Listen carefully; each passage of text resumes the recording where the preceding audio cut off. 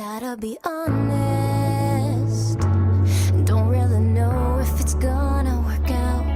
All that I promised myself is there up in the clouds. Don't know how to connect all the dots. Sometimes faith is all I got. Hey guys, my name is Cori Yarckin and I am from Orlando, Florida. So I've been pursuing music for quite some time now, and I have been fairly successful. A huge part to my story, and a very important part, is that I was pretty big on MySpace. I had, 300,000 friends and millions of hits, and every day I would get hundreds of emails that I would answer myself.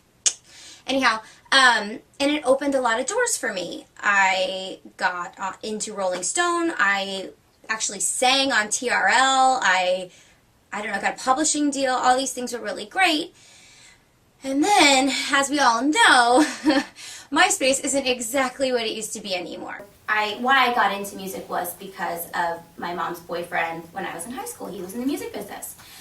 He worked with Creed and with Matchbox 20, and he used to see me perform at my dance competitions. I was a dancer and saw something in me. When he found out I could sing, asked me if I wanted to do a music career. And so I went to my mom, because I wasn't 18 yet, and she was like, "Oh, hell no, girl, you're going to school." So after a lot of pleading with my mom, as long as I agreed to go to school and graduate, I could do music. And so fast forward, Alan, put me with all sorts of songwriters. I learned the craft. I did shows. I put a band together. Here's my band. And MySpace happened, and all this happened. At some point, Alan was always very sick, as long as I knew him. And then at some point, he was too sick to help us anymore. The person that always believed in me and saw something in me. And so I moved on to different management, but he was still in my life. The new management, this guy in LA, didn't do anything, talks a big game. Why I moved out to LA, mind you, right? And then I am about to leave, and Alan pulls me aside. At this point, he could barely talk anymore. He had one of those tracheotomy. And I could barely understand him, but he pulled me aside, and he's like, "Listen, I just want to say goodbye, because I think you're going to do really good in LA, and I don't think you're coming back." And that's when I left. And I don't know what happened, but, 3 months later, he passed away. Now, even though I've had quite a bit of success in my book, I guess, at the end of the day, it doesn't really matter unless you get that big break.